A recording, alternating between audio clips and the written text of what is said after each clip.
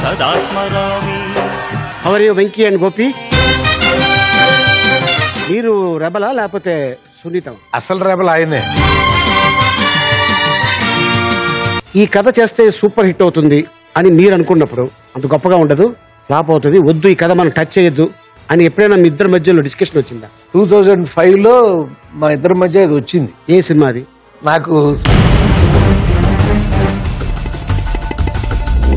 అల్లూరి సీతారామరాజు లాగా ఉండాలి, లేకపోతే లగాన్ లాగా ఉండాలి. అది బఫూనరీగా ఉంది.